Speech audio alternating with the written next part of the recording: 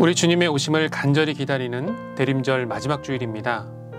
어려운 시기를 지나는 우리 모든 가정에 주님의 참 평안이 임하시기를 간절히 소원합니다. 다 같이 사도신경으로 우리의 신앙을 고백하겠습니다. 나는 전능하신 아버지 하나님, 천지의 창조주를 믿습니다. 나는 그의 유일하신 아들, 우리 주 예수 그리스도를 믿습니다. 그는 성령으로 잉태되어 동정녀 마리아에게서 나시고 본디오 빌라도에게 고난을 받아 십자가에 못 박혀 죽으시고 장사된 지 사흘 만에 죽은 자 가운데서 다시 살아나셨으며 하늘에 오르시어 전능하신 아버지 하나님 우편에 앉아 계시다가 거기로부터 살아있는 자와 죽은 자를 심판하러 오십니다. 나는 성령을 믿으며 거룩한 공교회와 성도의 교제와 죄를 용서받는 것과 몸의 부활과 영생을 믿습니다. 아멘.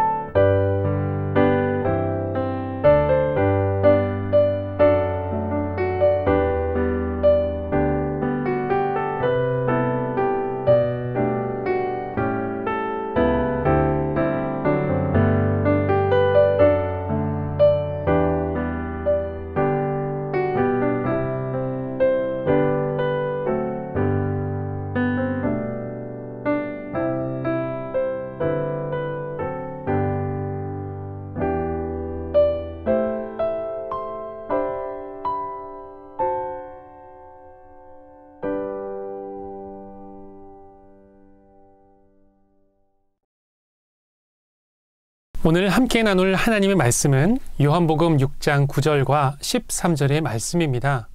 먼저 개역개정을 읽어드리겠습니다. 여기 한 아이가 있어 보리떡 5개와 물고기 2마리를 가지고 있나이다. 그러나 그것이 이 많은 사람에게 얼마나 되겠사옵나이까. 이에 거두니 보리떡 5개로 먹고 남은 조각이 12바구니에 찼더라. 새 번역본으로 봉독합니다. 여기에 보리빵 5개와 물고기 2마리를 가지고 있는 한 아이가 있습니다. 그러나 이렇게 많은 사람에게 그것이 무슨 소용이 있겠습니까? 그래서 보리빵 5덩이에서 먹고 남은 부스러기를 모으니 12광주리에 가득 찼다. 아멘.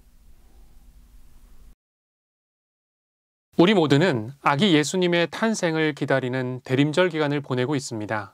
이제 5일이 지나면 아기 예수님께서 이 땅 가운데 평화의 왕으로 찾아오십니다. 여러분의 가정에 우리 주님께서 주시는 평강과 사랑이 넘치시기를 진심으로 축복합니다. 연말이 되면 우리는 어려운 이웃들을 생각하고 돌아보게 됩니다. 예수님께서 이 땅 가운데서 우리에게 보여주셨던 삶이 어려운 사람과 그리고 도움이 필요한 이들과 함께하는 삶이었기 때문입니다. 이 대림절 기간 우리는 예수님의 모습을 더 담기를 간절히 소원합니다. 우리 옆에 있는 가족에게 이렇게 축복하면 어떨까요? 예수님 더 많이 닮으세요. 예수님 더 많이 닮으세요. 하나님께서는 성경 곳곳에 우리가 가지고 있는 것을 나누기를 원하셨습니다. 우리가 생각할 때에 나누는 것은 손해라고 생각하죠. 그래서 사람들은 더 많이 가지고 소유하려고 합니다. 모든 동물은 이 자신의 배를 70%까지만 채운다고 합니다. 더 이상 욕심을 부리지 않는 것이죠. 그런데 사람은 배가 부를 때까지 먹습니다. 배가 부른데 디저트 배는 따로 있다면서 후식까지 먹습니다. 사람은 이처럼 욕심이 있고 또 소유욕이 강한 존재입니다. 그렇기 때문에 하나님께서는 우리가 나누는 삶, 그리고 베푸는 삶을 살도록 명령하셨죠. 우리는 이 나눔이 손해라고 생각하지만 그것은 손해가 아니라 오히려 우리에게 큰 축복으로 임하게 됩니다. 시편 112편 9절은 말씀합니다. 그는 가난한 사람들에게 넉넉하게 나누어 주니 그의 의로움은 영원히 기억되고 그는 영광을 받으며 높아질 것이다. 아멘. 이처럼 우리가 나눌 때 하나님께서 우리의 나눔을 기억하시고 영광을 받으십니다.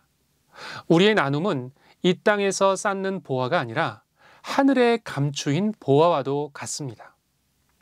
오직 너희를 위하여 보물을 하늘에 쌓아두라.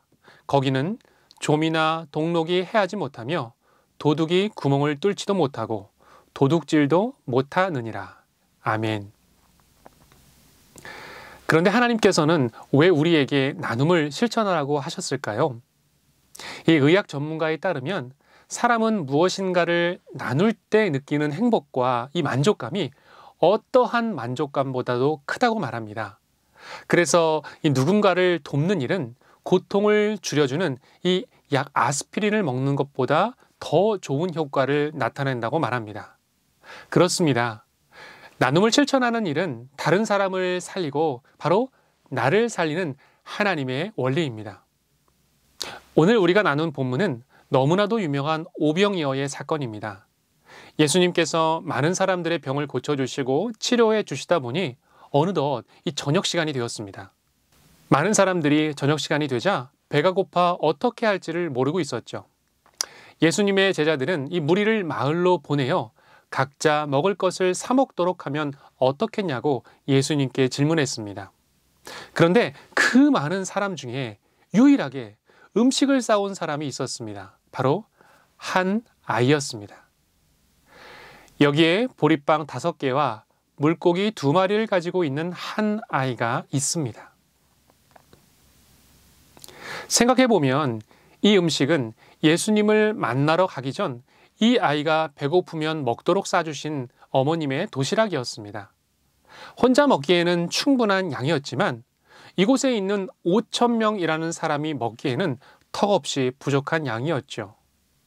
만약 여러분이 이 아이의 입장이라면 어떻게 하시겠습니까? 어차피 사람이 너무 많아서 내가 내어놓아도 아무런 도움이 안 될 것이다라고 생각하지 않았을까요? 실제로 이 예수님의 제자인 안드레도 그렇게 생각을 했습니다. 9절 후반부의 말씀입니다. 그러나 이렇게 많은 사람에게 그것이 무슨 소용이 있겠습니까? 맞습니다. 사실 우리의 상식으로만 생각하면 어린아이의 도시락으로 먹을 양밖에 되지 않습니다. 그런데 오늘 성경은 이것이 예수님께로 가져갈 때에 놀라운 일이 생기는 것을 말씀하고 있습니다. 요한복음 6장 11절의 말씀입니다. 예수께서 빵을 들어서 감사를 드리신 다음에 앉은 사람들에게 나누어 주시고 물고기도 그와 같이 해서 그들이 원하는 대로 주셨다. 아멘. 적은 떡과 물고기가 예수님께 드려졌을 때 기적이 일어났습니다. 5천 명의 사람들이 먹고 싶은 대로 마음껏 나누어도 무려 12광주리가 남게 된 것입니다. 여러분 혹시 주가 일하시네 라는 찬양을 알고 계십니까? 이 2절의 가사를 보면 다음과 같은 가사가 있습니다. 우리 모인 이곳에 주님 함께 계시네. 누리네 아버지 은혜. 적은 떡과 물고기 내 모든 걸 드릴 때 모두 고백해 여호와 이래. 주가 일하시네. 주가 일하시네. 주께 아끼지 않는 자에게 주가 일하시네. 주가 일하시네. 신뢰하며 걷는 자에게. 우리가 생각할 때는 비록 작고 보잘것없는 것처럼 보이지만 그것을 통해서 하나님께서 일하시면 놀라운 일들이 많이 일어납니다. 오늘 예배를 드리며 우리 가족은 무엇을 나눌 수 있을까요? 또한 누구와 나눌 수 있을까요? 아주 작은 사랑이라도 좋습니다. 아주 작은 고백이라도 좋습니다. 함께 가족 나눔 시간을 통해 좋은 생각을 나눠보면 어떨까요? 하나님께서 우리 가족의 작은 헌신과 섬김을 통해서 크게 일하실 것을 믿습니다. 아기 예수님의 탄생을 간절히 기다리는 이 시간, 코로나로 어려운 이 땅 가운데 예수님께서 참 평화의 왕으로 임하시기를, 질병으로 고통받는 대한민국과 전 세계 위에 치료의 은혜를 더해 주시기를 간절히 축원드립니다. 함께 기도하겠습니다. 하나님, 이 땅에 참된 평화를 주시기 위해 아기 예수님을 보내주셔서 감사드립니다. 성탄절이 가까울수록 예수님을 향한 우리의 사랑은 더욱 커지게 하시고 주변을 돌아볼 수 있는 따뜻한 마음을 허락해 주소서. 예수님의 이름으로 기도드립니다. 아멘.